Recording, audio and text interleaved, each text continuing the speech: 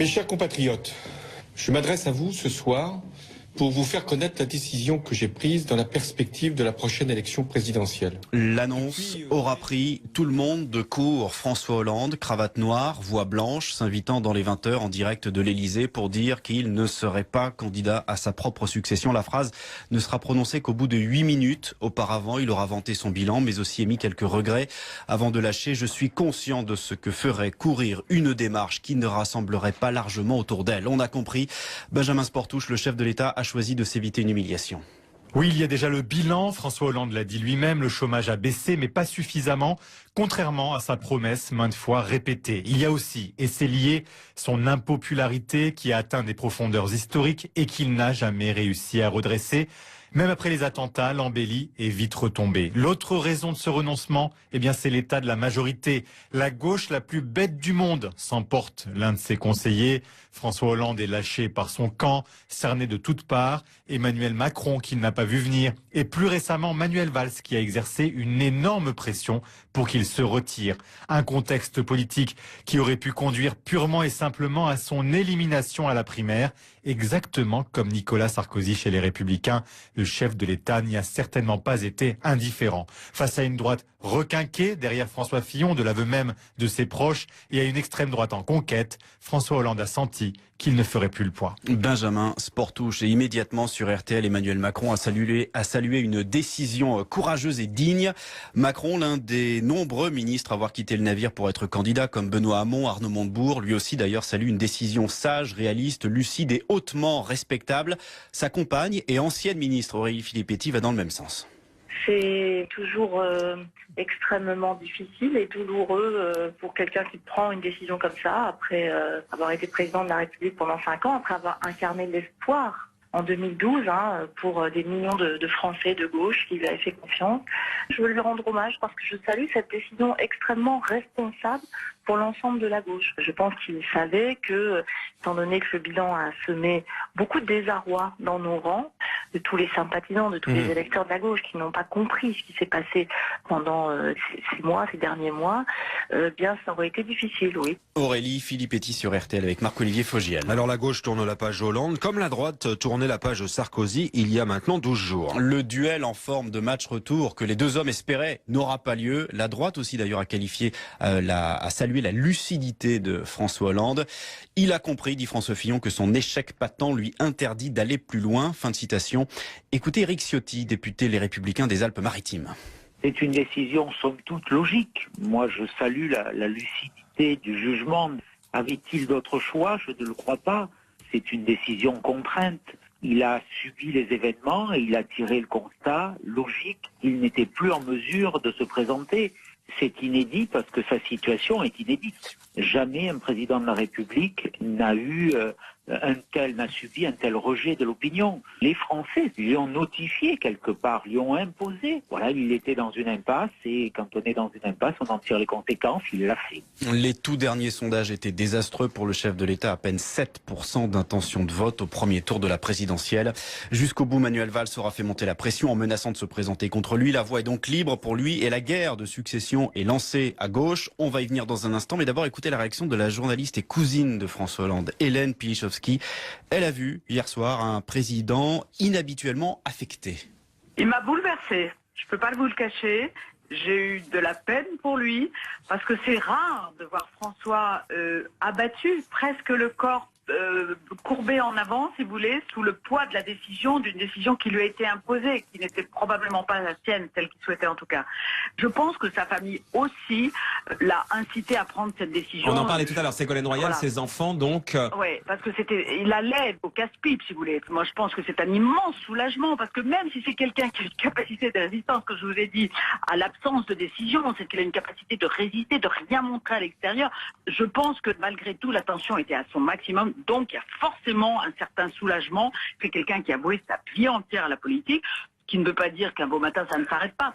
Mais lui restera présent, ça j'en suis certaine. Hélène Pilichowski, journaliste et cousine de François Hollande. Et Jérôme, pour Manuel Valls, l'heure a donc sonné. Le Premier ministre a regardé depuis son bureau de Matignon l'allocution de François Hollande. Il a salué le choix d'un homme d'État.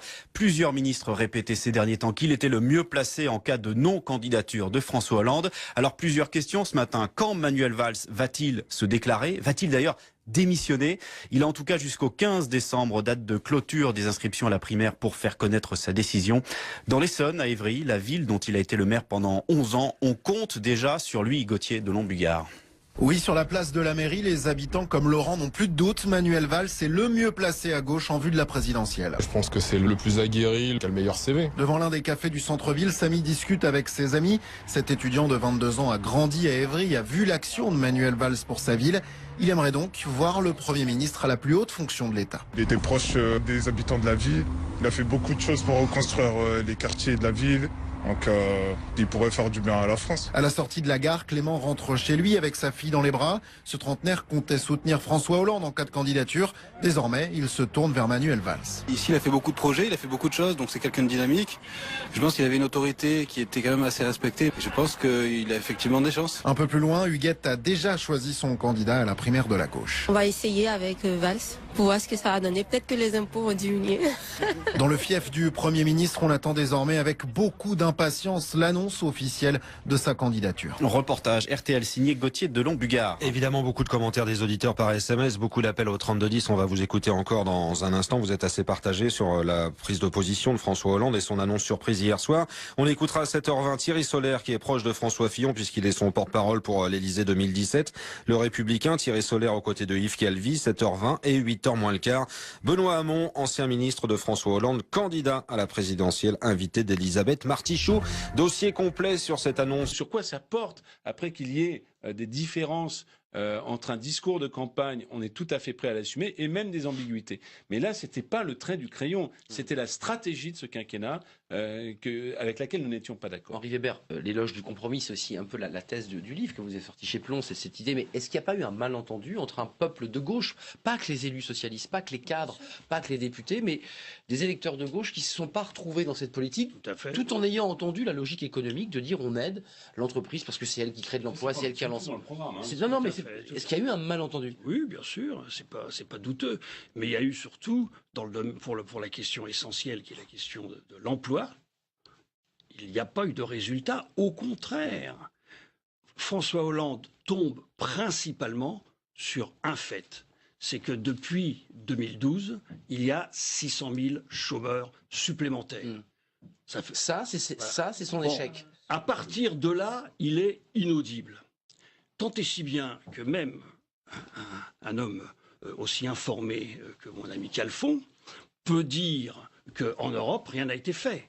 Alors là, tu tombes mal, parce que moi, j'ai été pendant 10 ans député européen. Bon, premièrement, il y a eu l'union bancaire qui a été faite. Elle est en voie de parachèvement. Autrement dit, c'est la Banque Centrale Européenne qui peut mettre son nez dans toutes les banques, y compris les banques allemandes. Et ça n'a pas plu aux Allemands. Et ça se renégocie en ce moment d'ailleurs. Deuxièmement, la politique monétaire que nous réclamons, expansive, que nous réclamons depuis 15 ans. Seul, hein, c'est pas Mme Merkel. Non, c'est pas Mario Draghi seul. S'il n'avait pas été soutenu, on a eu le sentiment que François Hollande n'a pas pu pousser sur ce sujet. Si, alors, la politique expansive. Aujourd'hui, la Banque Centrale Européenne rachète pour 80 milliards d'euros par mois d'obligations d'État et même d'entreprises. Il y a eu le plan Juncker. Mais c'est formidable. Mais non, mais me dites pas qu'il n'y a pas eu de plan. Il n'y a que toi, Henri, qui le ressent, parce que la concurrence libre et non faussée, l'interdiction de construire des champions européens, on ne pourrait plus faire Airbus aujourd'hui. Les champions européens sont innombrables, je vais te même t'apprendre quelque chose. C'est formidable, tu vis dans un autre monde. Pardon de te le dire, c'est pas le monde de la réalité européenne. Le monde de la réalité européenne, c'est la montée des populismes. C'est Orban qui arrive. Le monde de la réalité européenne, c'est le dumping dumping social avec 500 000 travailleurs détachés. Le monde de la réalité européenne, ce sont les GAFA qui ne payent pas d'impôts dans les différents pays. Voilà la réalité massive. Voilà à chaque fois, il y a une imposition de sens. On n'est pas d'accord avec l'Union européenne telle que la Commission... Protectionnisme, a dit François Hollande. Non, pas du tout. Réorientation positive. Mais à chaque fois... punching ball, parce que c'est un bouc émissaire. Mais dis que les gens sont heureux en Europe. Dis que les gens sont heureux de M. Barroso qui rejoint Goldman Sachs. Enfin, quand même. Comment tu peux défendre cette Europe qui a créé le dumping social, la précarité et qui est le seul ensemble mondial intégré qui est l'oublié de la croissance? Moi, je ne sais pas européen que les socialistes apprécieront. Mais ouvre les yeux sur la croissance zéro en Europe. Ouvre les yeux sur le chômage massif en Europe. Quelques réactions. 600 000 chômeurs de plus. Quelques réactions. Moi, je protège François Hollande en disant que c'est... Mais parce qu'il n'y a pas de croissance. Parce que les stratégies... Mais bien sûr, en Allemagne... On a la politique de la démographie allemande, c'est bien le problème. Une chose. Il y a 5 pays en tout sur 28 en Europe qui ont un chômage à 10%. 5. Tous les autres sont en dessous. Tu veux quoi, de la flexibilité ? Le chômage en Allemagne est à 4,1. Le chômage en Suède est à 6. Et la Grèce, tu défends le bilan européen sur la Grèce. Et l'Espagne, tu défends le bilan européen sur l'Espagne. Voilà, c'est la discussion de café, ça m'intéresse plus. Ça t'intéresse plus de savoir à quel point un pays européen... Tu passes d'un sujet à un autre parce que je te mets en difficulté sur les données du réel. Demande aux Français ce qu'ils pensent du traité de 2005. C'est Ludovic Faux qui va faire le juge de paix et Dominique Bertinotti ensuite. Quelques réactions, parce que c'est important de voir les réactions qui arrivent, notamment de François Fillon et de Jean-Luc Mélenchon. Vous avez des réactions, Ludovic, sur Twitter, ça tombe. Oui, alors parce que le Parti socialiste et la gauche attendaient évidemment à la décision du président. La droite était aussi très attentive, puisque ça va lui permettre d'y voir un petit peu plus clair. Alors, François Calfon nous quitte, non pas parce qu'il est en colère et pas réconcilié, mais parce que vous êtes très attendu ailleurs et on vous remercie. Ludovic. Et donc oui, parmi les premières réactions, François Fillon, par exemple, qui dit ce soir le président de la République admet avec lucidité que son échec patent lui interdit d'aller plus loin. Et François Fillon qui dit aussi sur son compte Twitter, ce quinquennat s'achève dans la pagaille et la déliquescence du pouvoir. Alors d'autres reconnaissent, comme Christian Estrosi, la dignité du geste. Et puis Bruno Retailleau, proche de François Fillon, qui dit que c'est une décision lucide et un aveu d'échec, un dépôt de bilan d'un quinquennat raté. Alors, on voit des décisions, des réactions, assez tranchées, qui sont déjà au-delà de la personne de François Hollande, destinées à engager le procès du quinquennat et du prochain candidat du Parti socialiste, déjà quel qu'il soit. Là, le mettre en difficulté. On imagine que c'est Manuel Valls. Et puis Jean-Luc Mélenchon, lui aussi sur Twitter, a fait une déclaration. Il parle évidemment d'un énorme échec de François Hollande. Donc évidemment, aveu d'échec de François Hollande, aveu du quinquennat. Et là de l'homme, puisqu'il cite François Hollande nommément. Écoutez ce petit extrait, c'est important parce qu'il y a eu le bilan économique de sa politique, la difficulté aussi d'avoir eu à faire face à des drames, au terrorisme, et puis un mea culpa de François Hollande et du président, la déchéance de nationalité. Oui, la déchéance de nationalité. Écoutez ce qu'a dit le président. Sur tous ces sujets, je n'ai qu'un seul regret, et je veux ici l'exprimer, c'est d'avoir proposé la déchéance de nationalité parce que je pensais qu'elle pouvait nous unir alors qu'elle nous a divisés. Alors on l'a évoqué cette déchéance, puisque vous l'évoquiez tout à l'heure. Oui. Le président, là, vous a donné une réponse, mea culpa sur la déchéance. Est-ce que le contexte très particulier dans lequel il était, rappelons-nous la France, la terrible vague d'attentats, est-ce que ce contexte-là a pu lui faire commettre cette erreur? Comme ça, en essayant d'analyser à rebours, puisque lui-même reconnaît que c'est une erreur. Je crois que sur la déchéance de nationalité, il y a deux choses. D'abord, est-ce que c'était une mesure qui avait une utilité quelconque? Non. Et deuxièmement, qu'est-ce que ça signifiait? Ça signifiait qu'à un moment donné, on entrait dans cette logique, au fond, que le Front National a voulu inculquer, celui de la peur de l'autre, la peur de la différence. Bon, et là, pour le coup, on est vraiment à l'opposé de ce qu'est la gauche.